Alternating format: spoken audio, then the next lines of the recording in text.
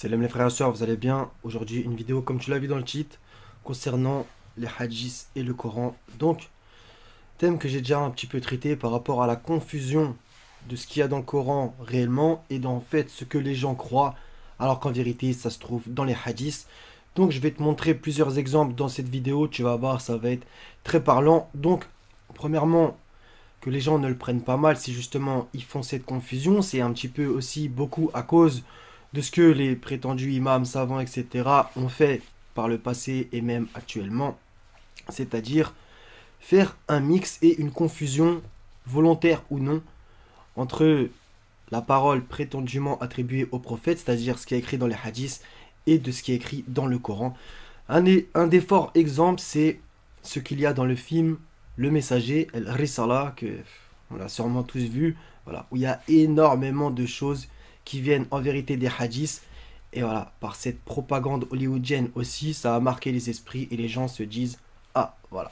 Exemple, par exemple, l'histoire de l'araignée dans la grotte, etc. On va du coup un petit peu étudier tout ça. On va commencer par ce livre, Riyad al-Salihin, alors qu'après on va aller dans Bukhari, donc dans les 5 tomes. Je t'ai pris un hadith des 5 tomes où tu vas voir des choses. Donc, alors, à la page 392, comme tu l'as vu, donc c'est par rapport au diable. Donc, soi-disant, le messager d'Allah aurait soi-disant dit, ne mangez pas avec la main gauche, car le diable mange avec la main gauche. D'accord? Donc voilà, donc, du coup, tu sais très bien que la majorité des, on va dire, musulmans le font. Voilà, manger avec la droite, etc. Et ne pas manger avec la gauche. Donc, c'est vrai qu'il y a un truc intéressant, c'est par exemple Surat 20, verset 17, où Allah dit, Bismillah, il dit, ô Moïse, qu'y a-t-il dans ta main droite? D'accord? Donc, Moïse tenait son bâton, etc. Ou par exemple, dans la Sourate 56, voilà, les gens de la gauche, les gens de la droite maintenant, est-ce que les gens doivent le prendre littéralement ou est-ce que c'est symbolique? C'est-à-dire que les gens de la droite sont les gens du paradis, les gens de la gauche sont les gens de l'enfer. Et même bibliquement, c'est un terme qui revient souvent. Voilà, le Seigneur est frappe avec sa droite, etc. D'accord? Maintenant, de là à dire que le diable mangerait de la gauche et qu'il faut absolument manger avec la droite, personnellement, j'estime ça ridicule. De même que ça va plus loin avec le fait de marcher dans tel et tel endroit, faut entrer avec le pied droit ou avec le pied gauche, etc. S'endormir sur le côté droit. Bref, tu connais toutes ces choses. Donc, en vérité, peut-être tu croyais que ça venait du Coran, mais encore une fois, ça vient des hadiths. Donc, ça va être justement tout le thème de cette vidéo. On va commencer par Bukhari, tome numéro 2, édition Da'al Kutub al-Ilmiya, à la page 218. Donc, ça va être à propos du Ramadan, donc, malgré tout ce que j'en pense, bref. Hadith 1898 et 1899 dans cette édition, faut préciser. Abu Huraira aurait soi-disant rapporté que l'envoyé d'Allah aurait soi-disant dit à l'arrivée de Ramadan, on ouvre les portes du paradis. Il y a une variante plus bas. À l'entrée du Ramadan, les portes du ciel s'ouvrent, celles de l'enfer se ferment et les démons sont enchaînés. Donc ça, pourquoi je te le sors? Parce que c'est un hadith cité sans cesse tous les ans, etc. Donc les gens, des fois, ils vont te le sortir dans la rue ou je sais pas où, et ils vont dire si, c'est écrit. C'est écrit où? Bah, c'est pas coranique, bien entendu, comme d'habitude. Donc encore une fois, ça vient ça aussi des hadiths. Donc ça aussi, ça vient encore une fois, comme d'habitude, des hadiths, alors que les gens pourraient penser que ça vient du Coran. Et ça, c'est la gravité de la chose, au final. Voilà. Donc relire Sourate 2, versets 183 à 187 pour les occurrences du Ramadan. Et vous allez voir que il n'y a pas du tout écrit ce que ce hadith dit. On continue avec Bukhari, tome numéro 4, toujours pareil. Donc, je te le montre à la page 286. Donc ça, c'est par rapport à... Tout le monde connaît, puisque voilà. Donc, par rapport au début de la sourate 24 et ce qu'on a raconté, justement, dans ce hadith, par ce biais, sur la calomnie contre Aïcha, etc. Donc déjà, premièrement, bah, Aïcha, coraniquement, son prénom, il n'existe pas dans le Coran, de 1. Donc déjà, ça commence mal quand même. Donc, et ensuite, tu relis le début de la sourate 24, tu vas lire. Tu verras qu'il n'y a jamais écrit son prénom. Alors que dans ce hadith, tu vas le voir ici, je te l'ai mis en vert, où par exemple, il y a écrit, il me dit, oh Aïcha, Allah vient de déclarer ton innocence, etc. Le hadith d'en dessous, il y a écrit, Après ce qu'il a dit au sujet d'Aïcha, mais Allah, le Très-Haut, révéla ensuite ceci, etc. Donc encore une fois, ça c'est des inventions hadithiques qui n'ont aucune trace coranique dans l'interprétation et la compréhension. Je veux bien que les gens comprennent justement ce que je veux dire, d'accord? Ce verset existe, c'est une évidence, mais l'imputer à quelqu'un ici, en l'occurrence Aïcha, alors qu'il n'y a pas son prénom, on ne peut pas se le permettre, d'accord?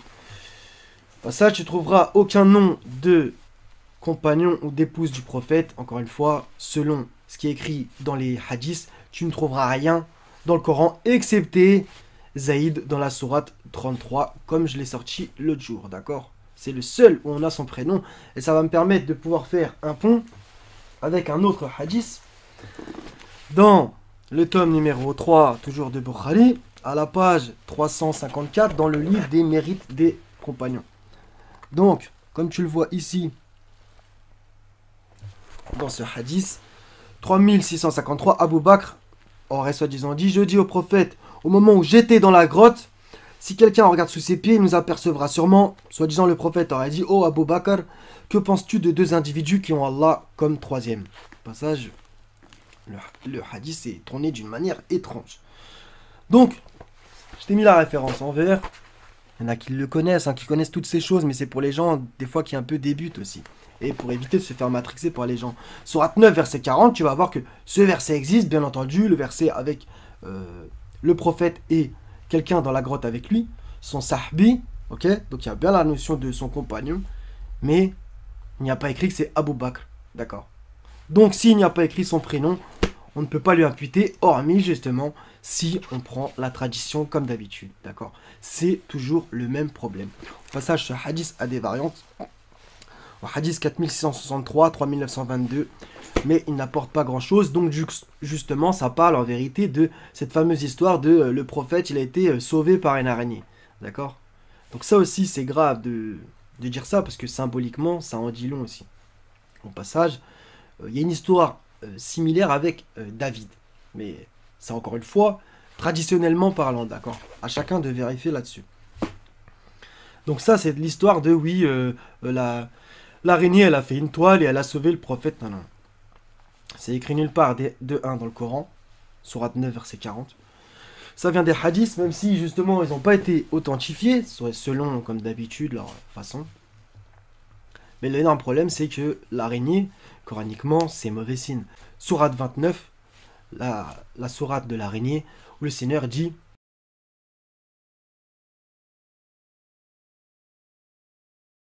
c'est vrai que l'araignée, voilà, elle fait sa toile, c'est beau et tout, mais en vérité, un petit coup de doigt et c'est terminé, tu la découpes, sa toile, d'accord? Donc il y a un rapport avec l'association. Et les gens, des fois, ils disent oui, l'araignée, elle a sauvé le prophète. Tu vois un petit peu le truc. Même si, bon, c'est qu'il y en a qui le prennent pas littéralement, mais il faut en parler quand même. On continue, ça c'est dans le tome numéro 1. Donc ça, c'est the truc qu'on nous a tous vendu, etc. C'est ouf. Donc c'est le tome numéro 1. Regarde bien.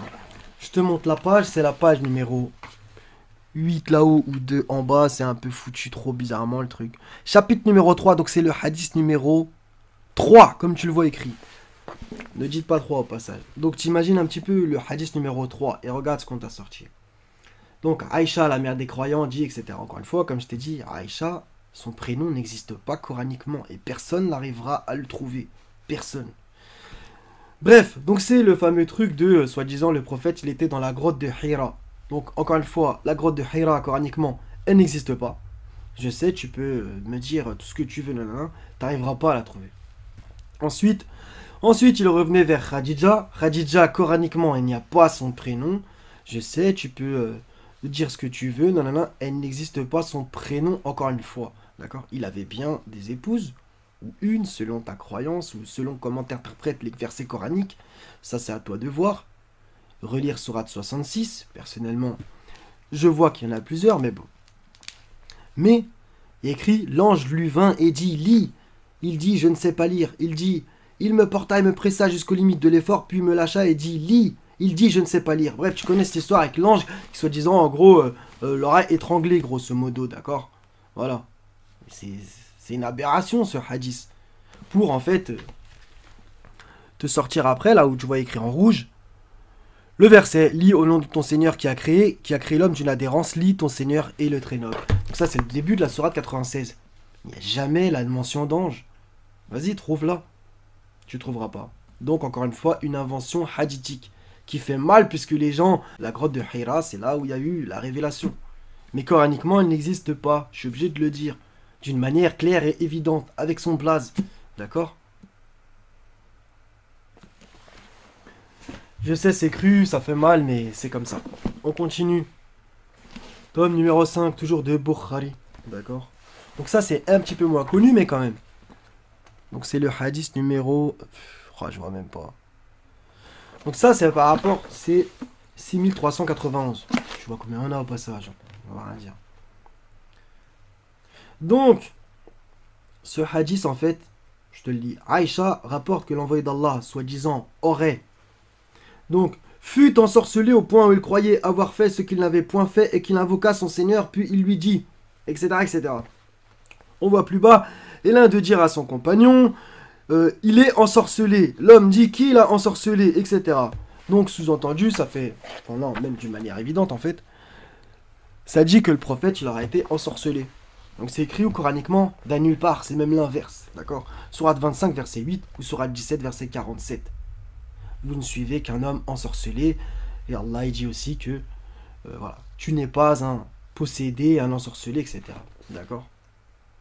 Donc voilà encore ces réponses à ces faux hadiths qui font vraiment partie du patrimoine de connaissances sunnites.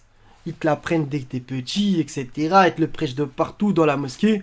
Mais en vérité, ça n'a aucune trace coranique.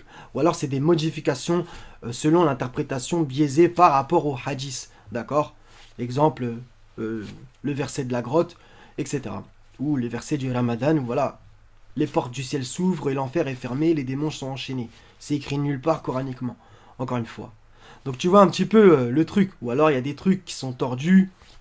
Exemple avec la main gauche et la main droite. Ok? Même si dans le fond il y a un truc intéressant symboliquement par rapport à la droite et la gauche. C'est vrai. D'accord? C'est vrai. Mais le Seigneur nous a créé avec une main gauche et avec une main droite. Un pied gauche et un pied droit. Jusqu'à preuve du contraire. Voilà. Donc voilà les frères et les sœurs, soyez tous bénis et en paix. À la prochaine si Dieu veut. Paix sur vous tous.